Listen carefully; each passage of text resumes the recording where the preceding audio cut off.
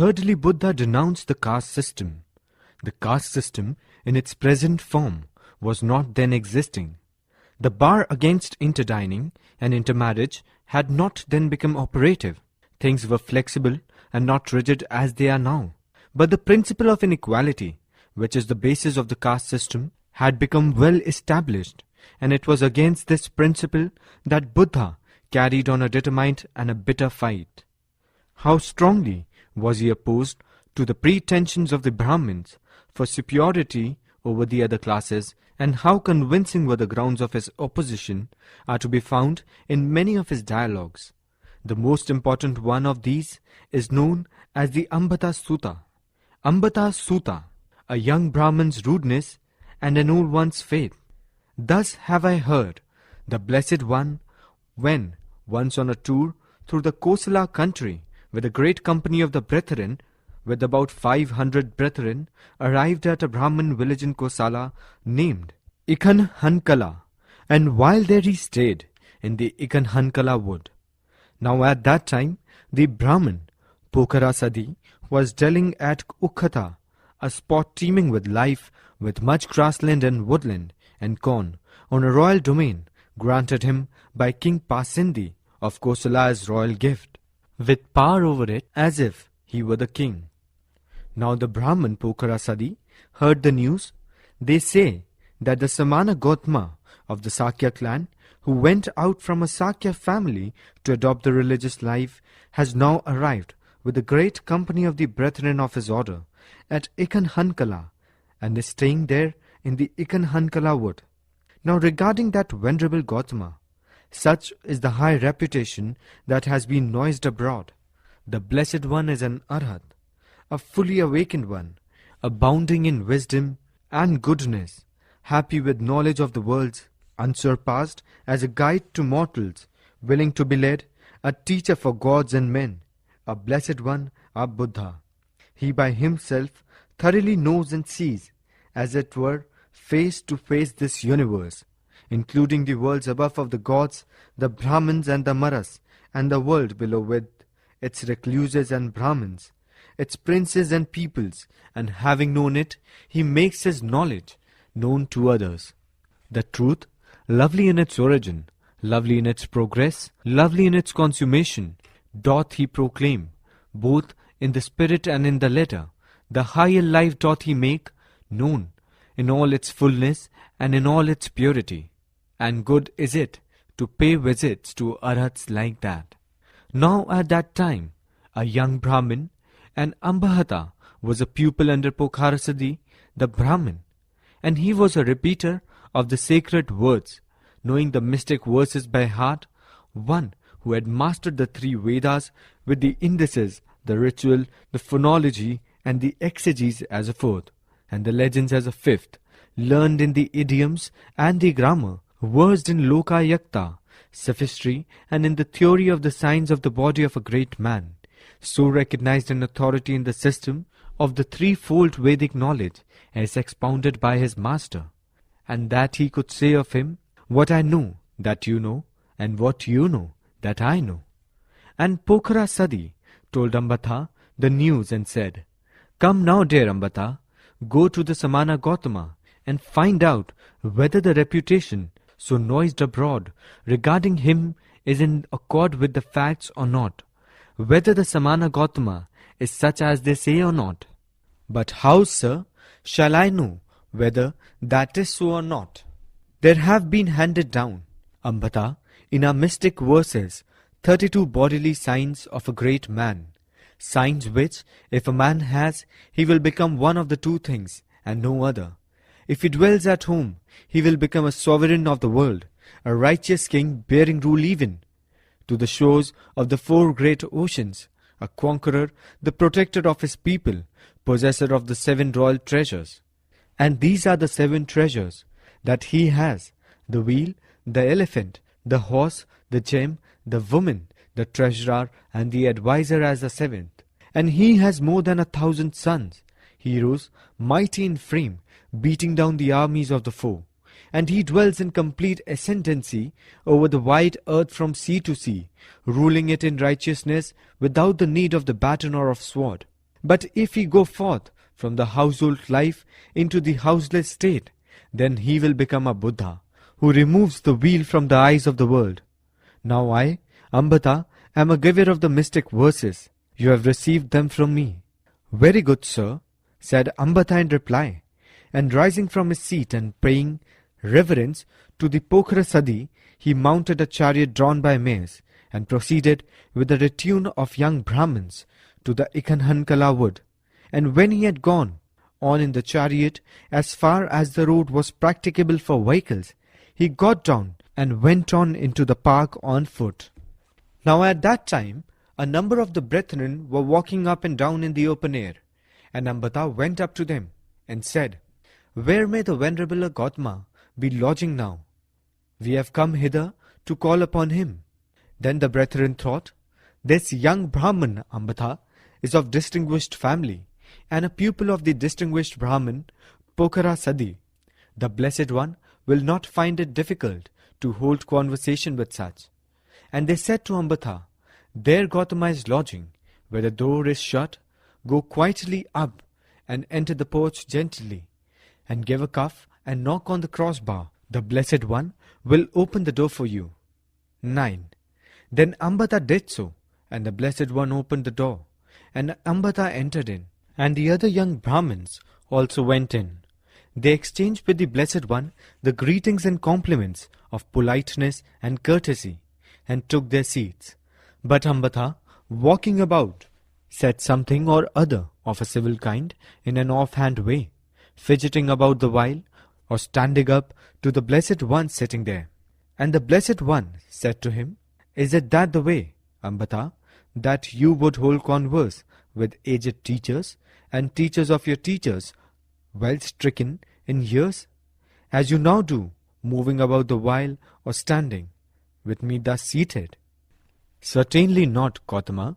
It is proper to speak with the Brahman as one goes along, only when the Brahman himself is walking and standing to a Brahman who stands, and seated to a Brahman who has taken his seat, or reclining to a Brahman who reclines. But with shavelings, chamferers, menial black fellows, the offscoring of a kinsman's heel, with them I would talk as I now do to you. But you must have been wanting something, Ambata. When you come here, turn your thoughts rather to the object you had in view when you came. This young Brahman Ambata is ill-bred, though he prides himself on his culture. What can this come from except from want of training? Then Ambata was displeased and angry with the Blessed One at being called rude, and at the thought that the Blessed One was vexed with him, he said, scoffing, jeering and sneering at the Blessed One, Rough is the Sakya breed of yours, Gautama, and rude. Touchy is the Sakya breed of yours, and violent. Menials, mere menials, they neither venerate, nor value, nor esteem, nor give gifts, nor pay honor to Brahmins. That, Gautama, is neither fitting, nor is it seemly. Thus did the young Brahman, Ambata, for the first time, charge the Sakyas with being menials. But in what then, Ambata, have the Sakyas given you offense?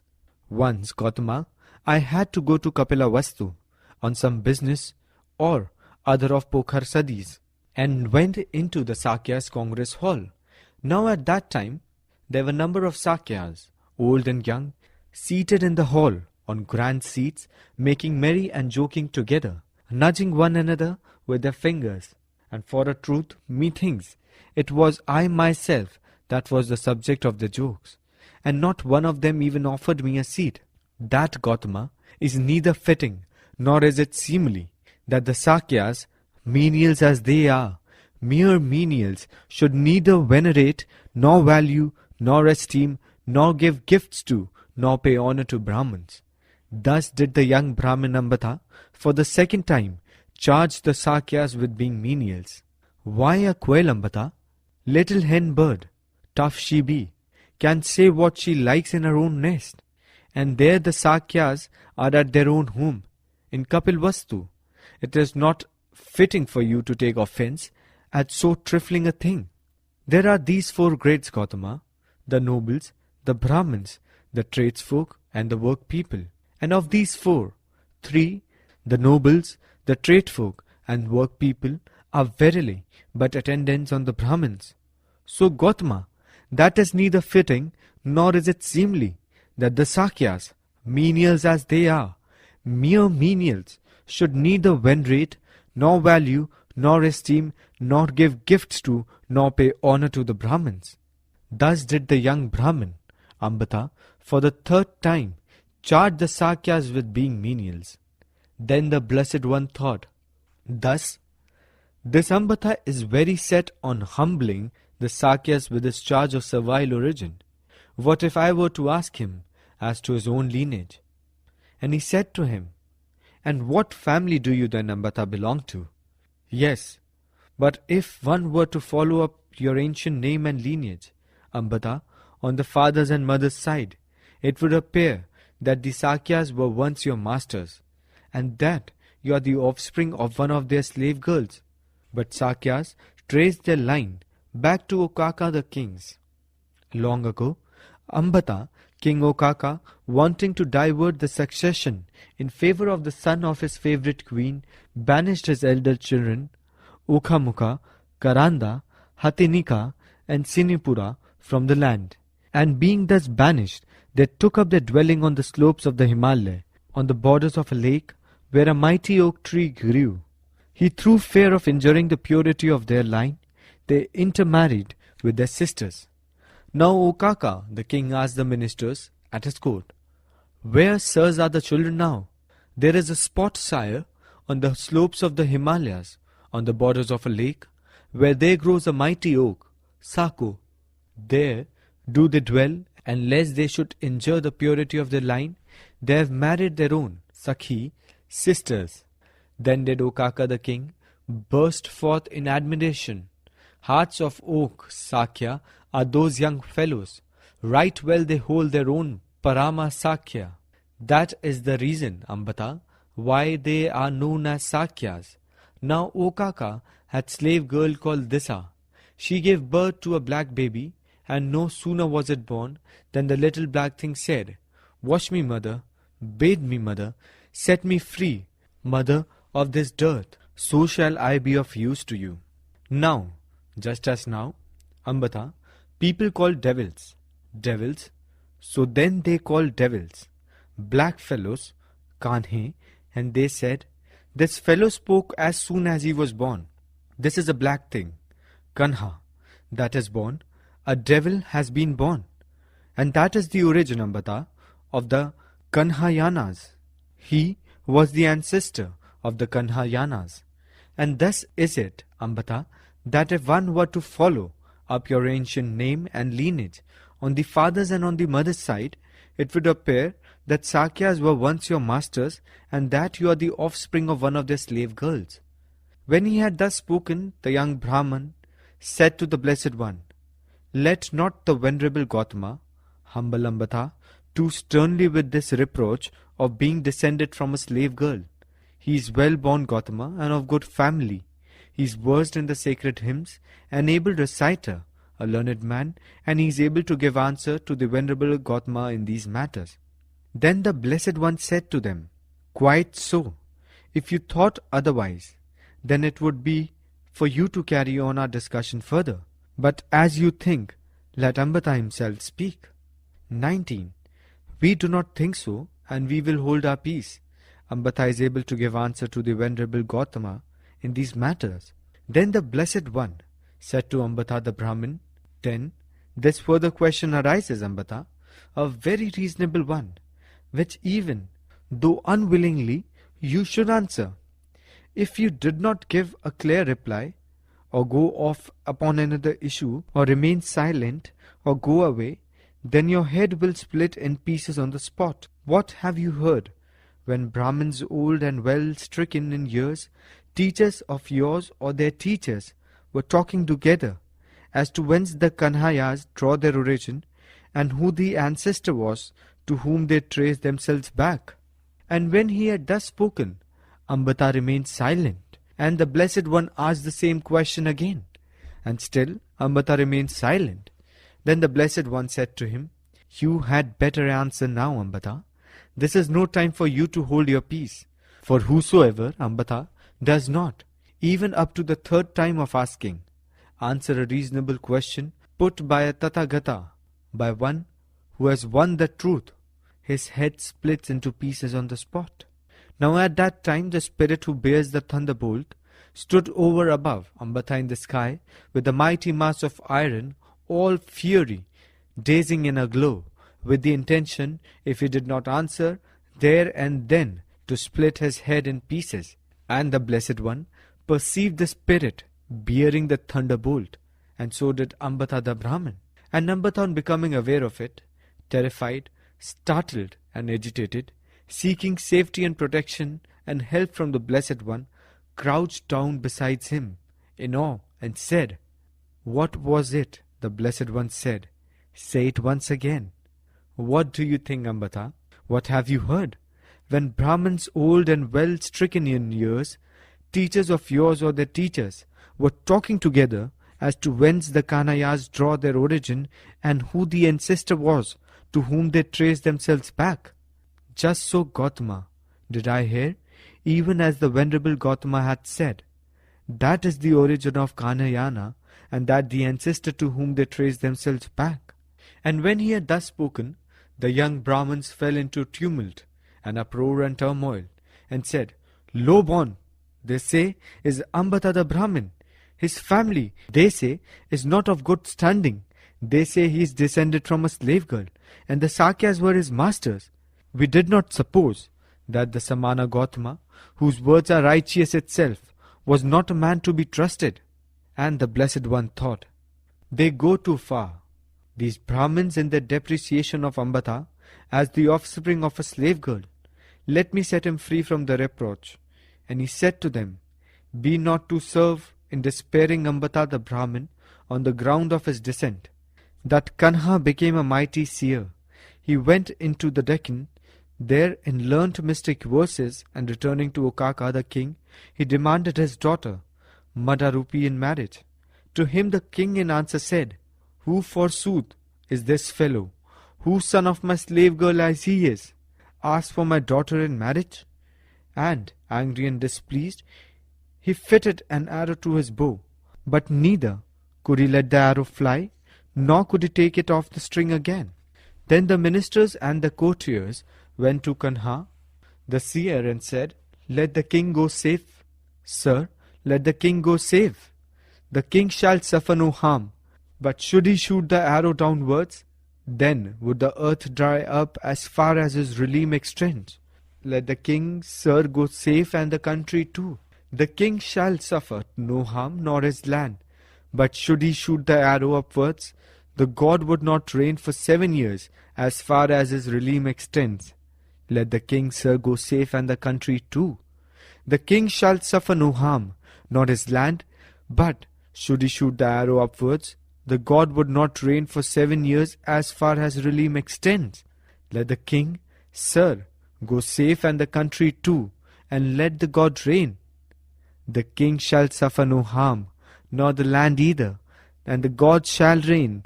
But let the king aim the arrow at his eldest son. The prince shall suffer no harm, not a hair of him shall be touched." Then, O Brahmins, the ministers told this to Okaka and said, "Let the king aim at his eldest son. He will suffer neither harm nor terror." And the king did so, and no harm was done. But the king, terrified at the lesson given him, gave the man his daughter, Madarupi, as wife. You should not, O Brahmins, be too served to disparage Ambata in the matter of his slave girl ancestry. That Kanha was a mighty seer. Then the Blessed One said to Ambata, "What think you, Ambata? Suppose a young Kshatriya would have connection with a Brahmin maiden, and from their intercourse a son should be born. Now would the son thus come to the Brahmin maiden through the Kshatriya youth, receive a seed, and water as token of respect from the Brahmins?" "Yes, he would, Gautama. But would the Brahmins allow him to partake of the feast offered to the dead, or of the food boiled in milk, or of offerings to the god, or of food sent as a present?" "Yes, they would, Gautama. But would the Brahmins teach him their verses or not? They would, Gautama. But would he be shut off or not from their women? He would not be shut off. But what does Kshatriyas allow him to receive the consecration ceremony of Kshatriya? Certainly not, Gautama, because he is not of pure descent on the mother's side. Then, what you think, you Ambata? Suppose a Brahmin youth should have connection with a Kshatriya maiden, and from their intercourse a son should be born. Now would the son come to Kshatriya maiden, through the Brahmin youth receive a seat, water, as token of respect from the Brahmins? Yes, he would, Gautama. And would the Brahmins allow him to partake of the feast offered to the dead, or of food boiled in milk, or of an offering to the gods, or of food sent as present? Yes, they would, Gautama. But would the Brahmins teach him their verses or not? They would, Gautama. But would the Kshatriyas allow him to receive the consecration ceremony of Kshatriya? Certainly, Gautama. Not. Why not that? Because he is not of pure descent on the father's side. Then, Ambata, whether one compares women with women or men with men, the Kshatriyas are higher and the Brahmins inferior. And what think you, Ambata? Suppose the Brahmins, for some offence or other, were to outlaw a Brahmin by shaving him, and pouring ashes over his head, were to banish him from the land, from the township. Would he be offered a seat or water among the Brahmins? Certainly not, Gautama. Or would the Brahmins allow him to partake of the food offered to the dead, or of the food boiled in milk, or of the offerings to the gods, or of food sent as a present? Certainly not, Gautama. Or would the Brahmins teach him their verses or not? Certainly not, Gautama. Or would he be shut off or not from their women? He would be shut off.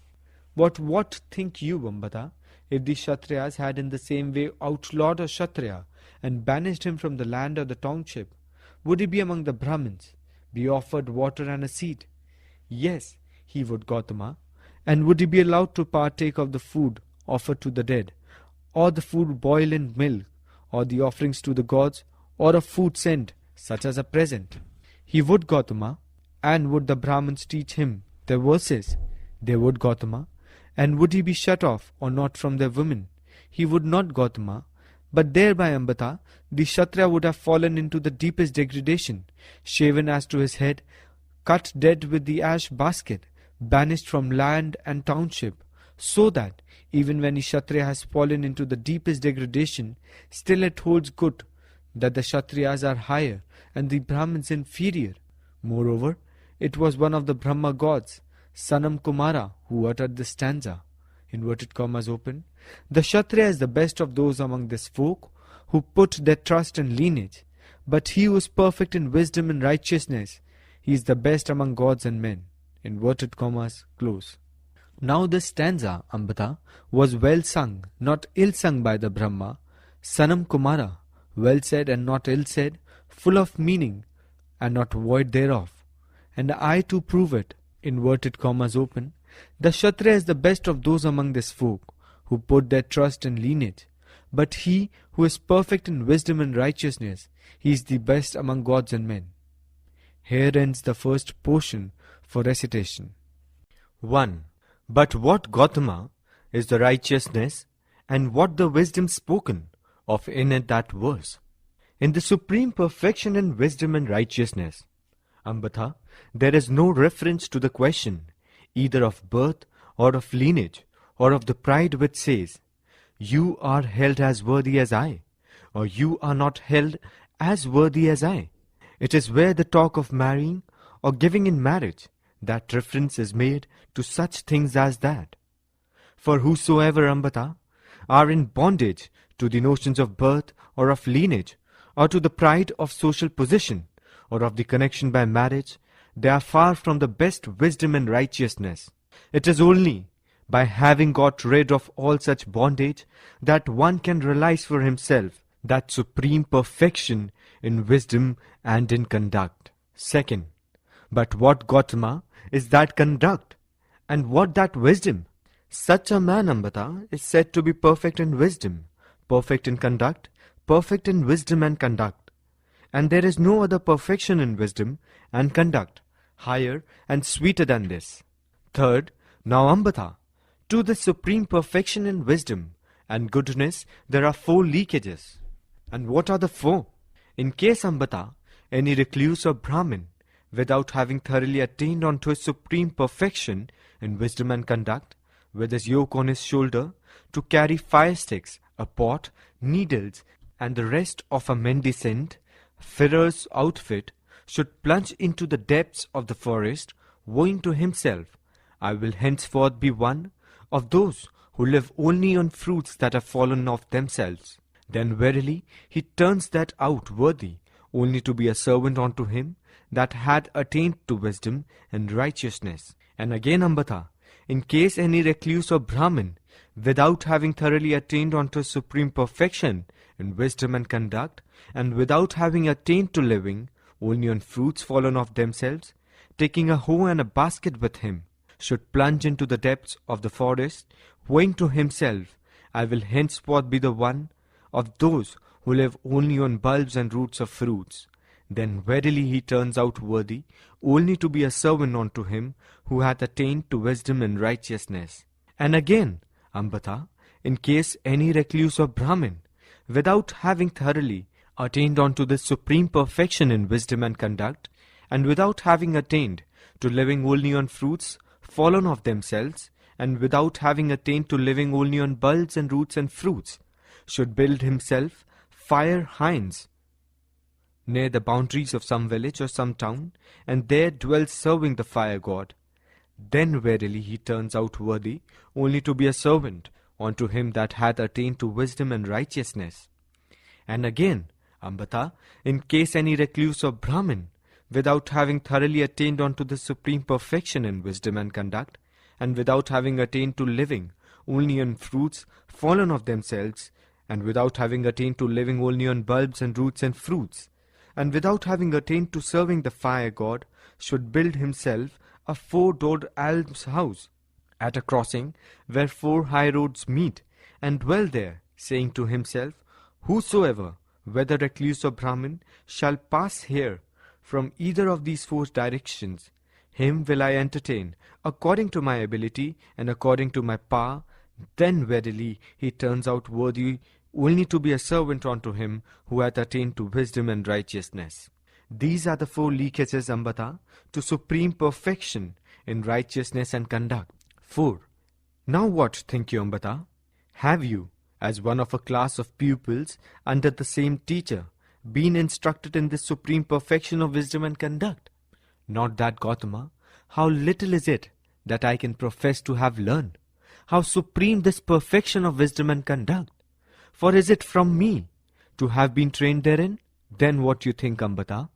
Although you have not thoroughly attained unto this supreme perfection of wisdom and goodness, have you been trained to take the yoke upon your shoulders and plunge into the depths of the forest as one who could fain observe the woe of living only on fruits fallen of themselves? Not even that, Gautama. Then what think you, Ambata? Although you have not attained unto the supreme perfection of wisdom and goodness, nor have attained on living on fruits fallen of themselves, have you been trained to take hoe and basket and plunge into the depths of forest as one who would fain observe the woe of living only on bulbs and roots and fruits? Not even that, Gautama. Then what think you, Ambata, although you have not attained unto the supreme perfection of wisdom and goodness, and have not attained to living on fruits fallen of themselves, and have not attained to living on bulbs, roots, and fruits, have you been taught to build yourself a fire shrine on the boards of some village or some town, and dwell there as one who could fain serve the fire god? Not even that, Gautama. Even what think you, Ambata, although you have not attained unto the supreme perfection of wisdom and goodness, have not attained to living on fruits fallen of themselves, have not attained to living on bulbs and roots and fruits, have not attained to serving the fire god, have you been taught to build yourself a 4-doored almshouse at a spot where 4 high roads meet, and dwell there as one who would fain observe the woe to entertain whosoever might pass that way from any of the 4 directions, according to your ability and according to your power? Not even that, Gautama. 5. So, then you, Ambata, as a pupil, have fallen short of due training, not only in the supreme wisdom and conduct, but even in any of the four leakages by which complete attainment therefore is debarred. And your teacher too, the Brahman Pokar Sadi, has told you this saying. Who are these shavelings, sham freres, menial black fellows, the offscouring of our kinsmen's heel, that they should claim, converse with Brahmins versed in threefold Vedic lore, he himself not having been fulfilled any one of these lesser duties, which lead men to neglect the higher ones? See, Ambata, how deeply your teacher the Brahman, Pokarasadi, has herein done you wrong. 6. And the Brahman Pokarsadi, Ambata, is in the enjoyment of a grant from Pasendi, the king of Kosala, but the king does not allow him to come into his presence. When he consults with him, he speaks to him only from behind a curtain. How is it, Ambata, that the very king from whom he accepts this pure and lawful maintenance, King Pasendadi of Kosala, does not admit him to his presence? See, Ambata, how deeply your teacher, the Brahman Pokarasadi, has herein done you wrong. 7. Now what think you, Ambata? Suppose a king, either seated on the neck of his elephant, or on the back of his horse, or standing on the footrack of his chariot, should discuss some resolution of state with his chiefs or princes, and suppose as he left the spot and stepped on one side, a workman, Sudra, or the slave of a workman, should come up and standing there, should discuss the matter, saying, Thus and thus said Pasindadi the king, although he should speak as the king might have spoken, or discuss as the king might have done, would be thereby be the king, or even as one of his officers? Certainly not, Gautama. 8. But just so, Ambata, those ancient poets, rishis, of the Brahmins, the author of the verses, the utterers of the verses, whose ancient form of words so chanted, uttered, or composed the Brahmins of today, chant over again and rehearse, intoning or reciting exactly as has been intoned or recited, to wit, Athaka, Vamaka, Vamadeva, Yamatagi, Ansigrasa, Abhardavaja, Avestha, Vasamita, Kasapa, and Bhagu. Though you can say, I as a pupil know by heart their verses, how you should on that account by a rishi, or have attained to the state of a rishi, such a condition of things have no existence. 9. Now what think you, Ambata? What have you heard when Brahmins, old and well stricken in years, teachers of yours of their teachers, were talking together? Did those ancient rishis, whose verses you so chant over and repeat, parade about well-groomed, perfumed, trimmed as to their hair and beard adorned with garlands and gems, clad in white garments, in the full possession and enjoyment of the 5 pleasures of sense, as you and your teacher too do now? Not that, Gautama. Or did they live as their food on boiled rice of the best sorts, from which all the black specks had been sought out and removed, and flavored with sauces and curries of various kinds, as you and your teacher too do now? Not that, Gautama. Or were they waited upon by women with fringes and fur billows round their loins, as you and your teacher too do now? Or did they go about driving chariots drawn by mares with plaited manes and tails, using long wands and goads the while, as you and your teacher too do now? Not that, Gautama. Or did they, themselves guarded in fortified towns, with moats dug out round them, and crossbars let down before the gates by men girt with long swords, as you and your teacher too do now? Not that, Gautama. 10. So then, Ambata, neither are you a rishi, nor your teacher, nor do you live under the conditions under which the rishis lived. But whatsoever it may be, Ambata, concerning which you are in doubt or perplexity about me, ask me as to that. I will make it clear by explanation. 11. Then the Blessed One went forth from his chamber and began to walk up and down, that Ambata did the same. And as he thus walked up and down, following the Blessed One, he took stock of the 32 signs of a great man, whether they appeared on the body of the Blessed One or not. And he perceived them all save only 2. With respect to those 2, the concealed member and the extent of tongue, he was in doubt and perplexity, not satisfied, not sure. 12. And the Blessed One knew that he was so in doubt, and he so arranged matters by his wondrous gifts, that Ambata the Brahmin saw how that part of the Blessed One that ought to be hidden by clothes and enclosed in a shield.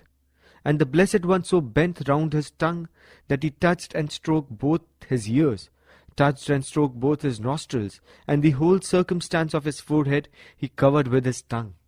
And Ambata, the young Brahmin, thought, the Samana Gautama is endowed with the 32 signs of a great man, with them all, not only with some of them.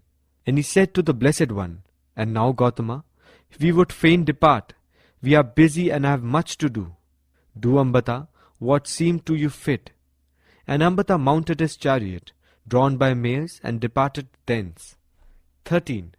Now at that time, the Brahmin Pokrasadi had gone forth from Ukhatha with a great retinue of Brahmins, and was seated in his own pleasance, waiting there for Ambata. And Ambata came upon to his pleasance.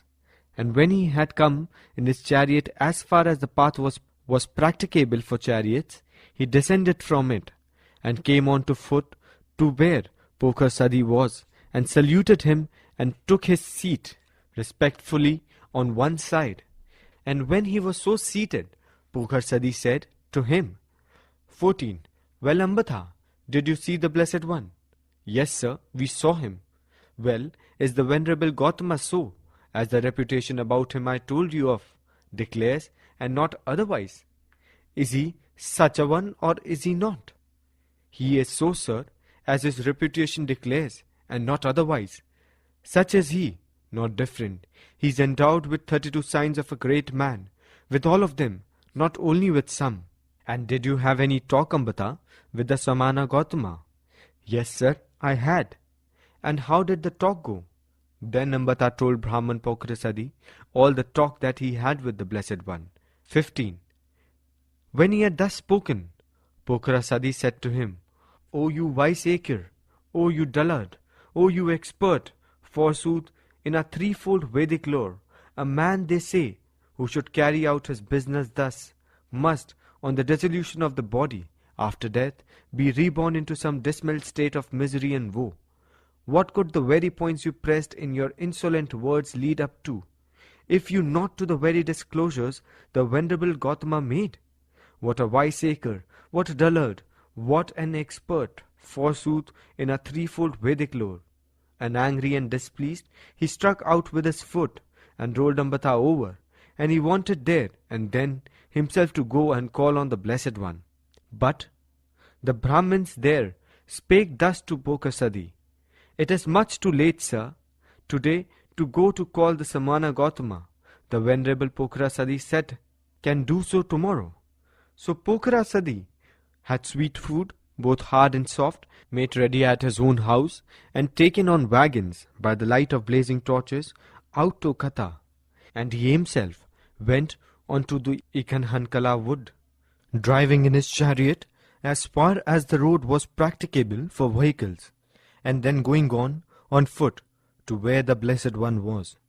And when he had exchanged with the Blessed One the greetings and compliments of politeness and courtesy, he took his seat on one side, and said to the Blessed One, 17. Has our pupil Gautama, the young Brahman Ambata, been here? Yes, Brahman, he was. And did you, Gautama, have any talk with him? Yes, Brahman, I have. And on what wise was the talk that you had with him? 18. Then the Blessed One told the Brahman Pokrasadi all the talk that had taken place.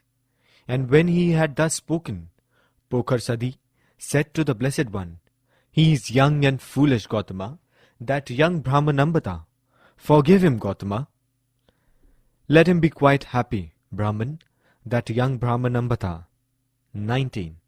And the Brahman Pokrasadi took stock on the body of the Blessed One, of the 32 marks of a great being, and he saw them all plainly, save only 2, As to two of them, the sheath-concealed member and the extensive tongue, he was still in doubt and undecided. But the Blessed One showed them to Pokhrasadi, even as he had shown them to Ambata. And Pokhrasadi perceived that the Blessed One was endowed with the 32 marks of a great being, with all of them, not only with some. And he said to the Blessed One, "May the Venerable Gautama grant me the favor of taking his tomorrow's meal with me, and also the members of the order with him." And the Blessed One accepted, by silence, his request. 20. Then the Brahman Pokhrasadi, seeing that the Blessed One had accepted, had on the morrow the time announced to him, "It is time, O Gautama, the meal is ready." And the Blessed One, who had dressed in the early morning, put on his outer robe, and taking his bowl with him, went with the brethren to the Pokhrasadi's house, and sat down on the seat prepared for him. And Pokhrasadi the Brahmin satisfied the Blessed One with his own hand with sweet food, both hard and soft, until he refused any more, and the young Brahmins, the members of the order. And when the Blessed One had finished his meal, and cleansed the bowl in his hands, Pokhrasadi took a low seat and sat down beside him. 21. Then to him thus seated the Blessed One discoursed in due order, that is to say, he spoke to him of generosity, of right conduct, of heaven, of the danger, the vanity and the defilement of lust, of the advantages of renunciation. And when the Blessed One saw that Pokhrasadi, the Brahmin, had become prepared, softened, unprejudiced, upraised, and believing in heart, then he proclaimed the doctrine of the Buddhas alone have won, that is to say, the doctrine of sorrow, of its origin, of its cessation, and of the path. And just as a clean cloth from which all the stain has been washed away will readily take the dye, just even so did Pokhrasadi the Brahmin obtain, even while sitting there, the pure, the spotless eye for the truth, and he knew, whatsoever has a beginning in that is inherent also the necessity of dissolution. 22. And when the Brahmin Pokhrasadi, as one had seen the truth, had mastered it, understood it, dived deep down into it, who had passed beyond doubt and put away perplexity and gained full confidence, who had become dependent on no other man for his knowledge of the teaching of the Master, addressed the Blessed One and said, "Most excellent, O Gautama, are the words of thy mouth, most excellent, just as if a man were to set up that which had been thrown down, or were to reveal that which had been hidden away, or were to point out the right road to him who has gone astray, or were to bring a light into the darkness, so that those who had eyes could see external forms. Just even so, Lord, has the truth been made known to me, in many a figure by the Venerable Gautama. And I, O Gautama, with my sons and my wife, and my people and my companions, betake myself to the Venerable Gautama as my guide, to the truth and to the order. May the Venerable Gautama accept me as a disciple, as one who, from this day forth, as long as his life endures, has taken him as his guide. And just as the Venerable Gautama visits the families of others, his disciples, at Ukhata, so let him visit mine. Whosoever there may be there, of Brahmins or their wives, who shall pay reverence to the Venerable Gautama, or stand up in his presence, or offer him a seat or water, or take delight in him, to him that will be for long a cause of weal and bliss. It is well, Brahman, what you say. Here ends the Ambitous Suta. 6. In the matter of his opposition to caste, Buddha practiced what he preached. He did what the Aryan society refused to do. In the Aryan society, the Shudra or low caste man could never become a Brahmin. But Buddha not only preached against caste, but admitted that Shudra and the low caste to the rank of a bhikkhu, who held the same rank in Buddhism as the Brahmin did in Brahminism. As Rice Davis points out, quotation not given, in the first place, as regards his own order, over which alone he had complete control, he ignores completely and absolutely all advantages or disadvantages arising from birth, occupation, and social status, and sweeping away all barriers and disabilities arising from the arbitrary rules of mere ceremonial or social impurity. One of the most distinguished members of his order, the very one of them who was referred to as the chief authority after Gautama himself on the rules of the order, was Upali, who had formerly been a barber, one of the despised occupations. So Sunita, one of the brethren whose verses are chosen for insertion in the Thera Gatha, was a Pukusa, one of the low tribes. Sati, the propounder of a deadly heresy, was of the sons of the fisher folk, afterwards a low caste, and even then an occupation on account of its cruelty particularly abhorred. Nanda was a cowherd. The two Panthakas were born out of wedlock to a girl of good family through intercourse with a slave, so that by the rule laid down in Manu 31, they were actually outcast. Kappa was a daughter of a deer stalker. Puna and Punika had been slave girls. Sumangala Mata of a smith. More instances could doubtless be quoted, and others will become known when more texts are published. It does not show much historical insight to sneer at the numbers as small, and to suggest that the supposed enlightenment or liberality was mere pretense. The facts speaks for themselves, and the percentage of low-born members of the order was probably in fair proportion to the percentage of persons belonging to the despised jatis and sipas as compared with the rest of the population. Thus of the theories mentioned in the Theri Gatha, we know the social position of 60, of whom 5 are mentioned above, that is, 8.5% of the whole number were base-born. It is most likely that this is just about the proportion which persons in similar social rank bore to the rest of the population. Just as Buddha leveled up the position of the Shudras and the low caste men by admitting them to the highest rank, namely that of bhikkhus, he also leveled up the position of women. In the Aryan society, women were placed on the same position as the Shudras, and in all Aryan literature, women and Shudras are spoken of together as persons belonging to the same status. Both of them were denied the right to take sannyas, as sannyas was the only way open to salvation. Women and Shudras were beyond salvation. Buddha broke this Aryan rule in the case of women as he did in the case of the Shudras. Just as in a Shudra could become a bhikkhu, so a woman could become a nun. This was taking her to the highest status then conceivable in the eyes of the Aryan society. Another issue on which Buddha fought against the leaders of the Aryan society was the issue of the ethics of teachers and teachings. The leaders of the Aryan society held the view that learning and education was the privilege of Brahmins, Kshatriyas and Vaishyas. The Shudras were not entitled to education.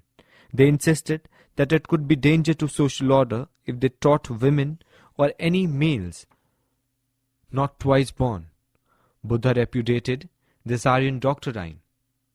As pointed out by Riaz Davis on this question is, inverted commas open, that everyone should be allowed to learn, that everyone having certain abilities should be allowed to teach, and that if he does teach, he should teach all to all, keeping nothing back, shutting no one out. Inverted commas close. In this connection, reference may be made to the dialogue between Buddha and the Brahmin Lohika, which is known as Lohika Suta. Lohika Suta. Some points in the ethics of teaching. 1. Thus have I heard the exalted one, when once passing on a tour through Kosala, districts with a great multitude of the members of the order, with about 500 bhikkhus, arrived at Salavatika, village surrounded by a row of sala trees. Now at that time, Lohika, the Brahmin, was established at Salavatika, a spot teeming with life, with much grassland and woodland, and corn, on a royal domain granted him by King Pasindi of Kosala as a royal gift, with power over it as if he were the king. 2. Now at that time, Lohika, the Brahmin, was thinking of harboring the following wicked view. Suppose that a Samana or a Brahmana have reached up to some good state of mind, then he should tell no one else about it. For what can one man do for another? To tell others would be like the man who, having broken through an old bond, should entangle himself in a new one. Like that, I say, in this desire to declare to others, it is a form of lust. For what can one man do for another? Now Lohika the Brahmin heard the news. They say that the Samana Gautama of the sons of the Sakyas, who went out from the Sakya clan to adopt the religious life, has now arrived with a great company of the brethren of his order on his tour through the Kosala districts at Salavatika. Now regarding that venerable Gautama, such is the high reputation that has been noised abroad, that exalted one is an Arahat, fully awakened, abounding in wisdom and goodness, happy with knowledge of the worlds, unsurpassed as a guide to mortals willing to be led. He by himself thoroughly knows and sees, as it were the face to face, this universe, including the worlds above of the gods, the Brahmins and the Maras, and the world below, with its Samanas and Brahmins, its princes and peoples, and having known it, he makes the knowledge known to others.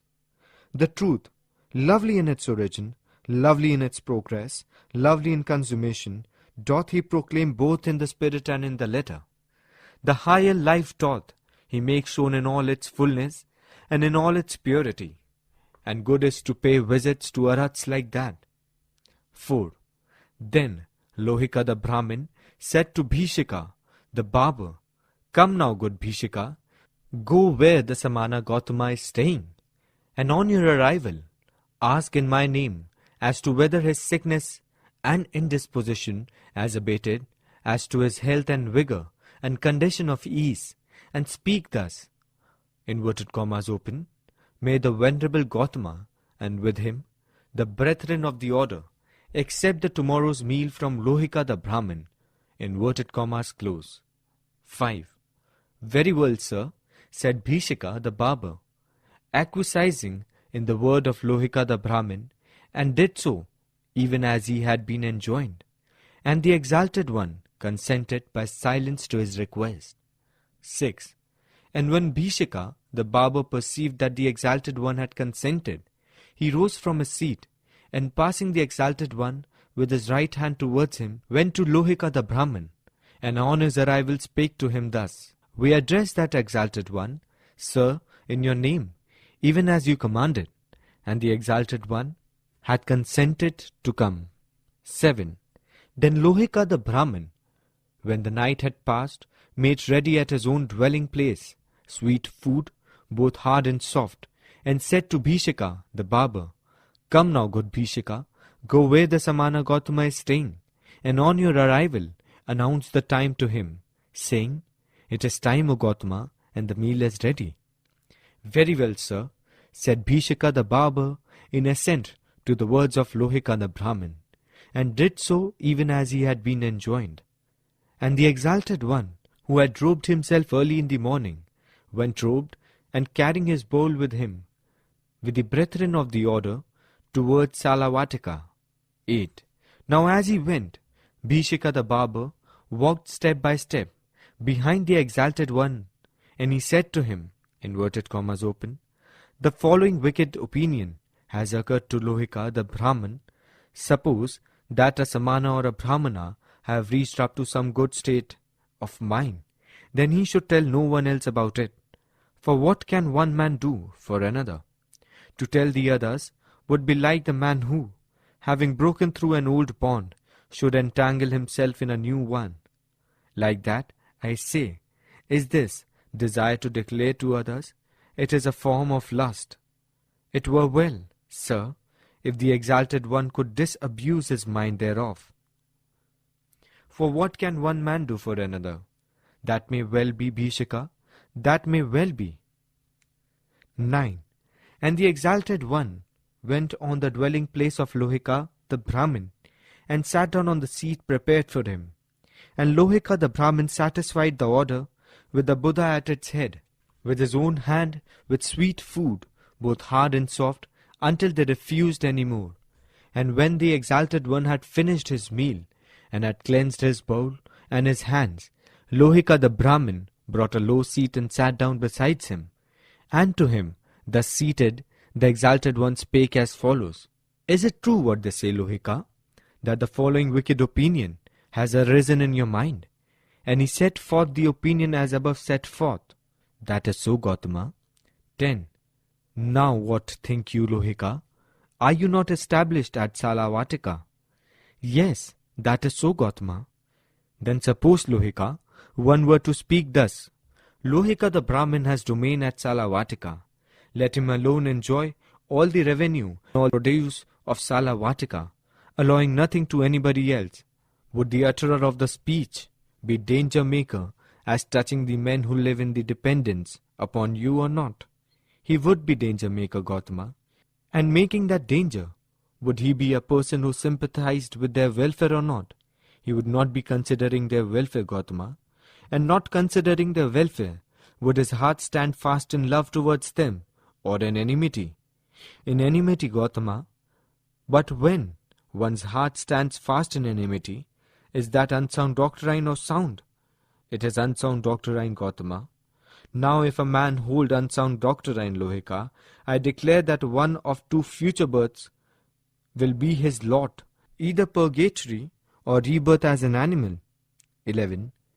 Now what think you, Lohika? Is it not King Pasindhi of Kosala in possession of Kasi and Kosala? Yes, that is so, Gautama. Then suppose, Lohika, one were to speak thus: King Pasindhi of Kosala is in possession of Kasi and Kosala. Let him enjoy all the revenue and all the produce of Kasi and Kosala, allowing nothing to anybody else. Would the utterer of that speech be a danger maker as touching the men who live in dependence on King Pasindhi of Kosala, both you, yourself and others, or not? He would be danger maker, Gautama. And making that danger, would he be a person who sympathized with their welfare or not? He would not be considering their welfare, Gautama. And not considering their welfare, would his heart stand fast in love towards them, or in enmity? In enmity, Gautama. But when one's heart stands fast in enmity, is that unsound doctrine or sound? It is unsound doctrine, Gautama. Now if a man hold unsound doctrine, Lohika, I declare that one of his two future births will be his lot, either purgatory or rebirth as an animal. 12 and 14. So then, Lohika, you admit that he who should say that you, being in occupation of Salavatika, should therefore yourself enjoy all the revenue and produce thereof, bestowing nothing on anyone else. And he who should say that King Pasindhi of Kosala, being in power over Kasi and Kosala, should therefore himself enjoy all the revenue and produce thereof, bestowing nothing on anyone else, would be making danger for those living in dependence upon you, or for those you and others living in dependence upon the king. And that those who thus make danger for others must be wanting in sympathy for them. And that the man wanting in sympathy has his heart set fast in enmity. And that to have one's heart set fast in enmity is unsound doctrine. 13 and 15. Then just so, Lohika, he who should say, suppose a Samana or a Brahmana to have reached up to some good state of mind, then should he tell no one else about it. For what can one man do for another? To tell others would be like the man who, having broken through an old bond, should entangle himself in a new one. Like that, I say, is this desire to declare to others. It is a form of lust. Just so, he who should say thus would be putting obstacles in the way of those clansmen who, having taken upon themselves the doctrine and discipline set forth by him who has won the truth, have attained the great distinction therein, to the fruit of conversion, for instance, or to the fruit of once returning, or to the fruit of never returning, or even to Aratship. He would be putting obstacles in the way of those who are bringing to fruition the course of conduct that will lead to rebirth in state of bliss in heaven. But putting obstacles in their way, he would be out of sympathy for their welfare, Being out of sympathy for their welfare, his heart would become established in enmity. And when one's heart is established in enmity, that is unsound doctrine. Now if a man hold unsound doctrine, Lohika, I declare that one of two future births will be his lot, either purgatory or rebirth as an animal. 16. There are these three sorts of teachers in the world, Lohika, who are worthy of blame. And whosoever should blame such a one, his rebuke would be justified in accord with the facts and the truth, not improper. What are the three? In the first place, Lohika, there is a sort of teacher who has not himself attained to that aim of samanship, for the sake of which he left his home and adopted the homeless life.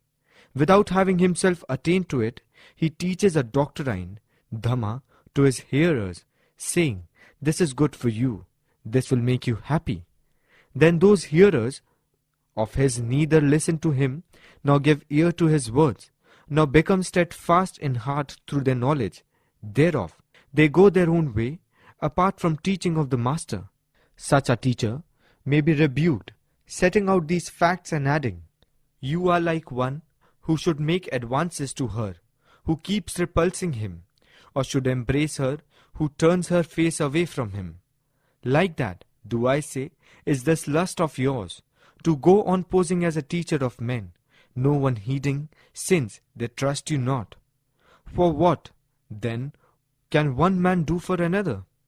This Lohika is the first sort of teacher in the world, worthy of blame, and whosoever should blame such a one, his rebuke would be justified in accord with the facts and the truth, not improper. 17. In the second place, Lohika, there is a sort of teacher who has not himself attained to that aim of samanship, for the sake of which he left his home and adopted the homeless life. Without having himself attained to it, he teaches a doctrine to his hearers, saying, this is good for you, that will make you happy. And to him his disciples listen. They give ears to his words. They become steadfast in heart by their understanding what is said. And they go not their own way, apart from the teaching of the Master. Such a teacher may be rebuked, setting out these facts and adding, you are like a man who, neglecting his own field, should take thought to weed out his neighbor's field. Like that, do I say, is this lust of yours, to go on teaching others, when you have not taught yourself? For what, then, can one man do for another? This Lohika is the second sort of teacher in the world, worthy of a blame. And whosoever should blame such a one, his rebuke would be justified in accord with the facts and truth, not improper. 18. And again Lohika, in the third place, there is a sort of teacher who has himself attained to that aim of samanship, for the sake of which he left his home and adopted the homeless life. Having himself attained it, he teaches the doctrine to his hearers, saying, this is good for you, that will make you happy. But those hearers of his neither listen to him, nor give ear to his words, nor become steadfast in heart through understanding thereof. They go their own way, apart from the teaching of the Master. Such a teacher may be rebuked, setting out these facts and adding, you are like a man who, having broken through an old bond, should entangle himself in a new one. Like that, do I say, is this lust of yours, to go on teaching you have not trained yourself to teach. For what, then, can one man do for another? This Lohika is the third sort of teacher in the world, worthy of blame, and whosoever should blame such a one, his rebuke would be justified in accord with the facts and the truth not improper. And these, Lohika, are the three sorts of teacher which I spoke. 19. And when he had thus spoken, Lohika, the Brahmin spake thus to the exalted one, but is there, Gautama, any sort of teacher not worthy of blame in the world? Yes, Lohika, there is a teacher not worthy in the world of blame. And what sort of a teacher, Gautama, is so? The answer is in the words of the exposition, set out above in the Samana Phala, as follows. 1. The appearance of Tathagata, one who has won over the truth, his preaching, the conversion of a hearer, his adoption of the homeless state. 2. the minor details of mere morality that he practices. Third, the confidence of heart he gains from his practice. 4. The paragraph on guarded is the door of his senses. 5. The paragraph on mindful and self-possessed. 6. The paragraph on simplicity of life, being content with little. 7. The paragraphs on emancipation, ill-temper, laziness, worry and perplexity. 8. The paragraph on the joy and peace that, as a result of this emancipation, fills his whole being. 9. The paragraphs on the 4 ruptures, ghanas. 10. The paragraphs on the insight arising from knowledge, the knowledge of the first path. 11. The paragraphs of the realization of the 4 noble truths, the destruction of the intoxications, lust, delusions, becomings and ignorance, and the attainment of arhatship. The refrain and through, and the closing paragraph is, and whosoever the teacher be, Lohika, under whom the disciple attains a distinction excellent as that Lohika is a teacher not open to blame in the world, and whosoever should blame such a one, his rebuke would be unjustifiable, not in accord either with the facts or with the truth, without good ground. 78.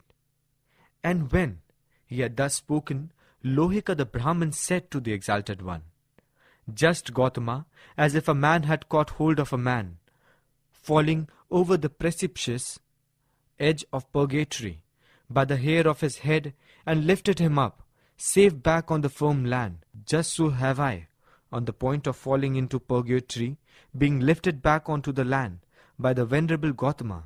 Most excellent, O Gautama, are the words of thy mouth, most excellent. Just as if a man were to set up what has been thrown down, or were to reveal what has been hidden away, or were to point out the right road to him who had gone astray, or were to bring a light into darkness, so that those who had eyes could see external forms. Just even so the truth been made known to me in many a figure by Venerable Gautama, and I, even I, betake myself to Venerable Gautama as my guide, to the doctrine and to the order.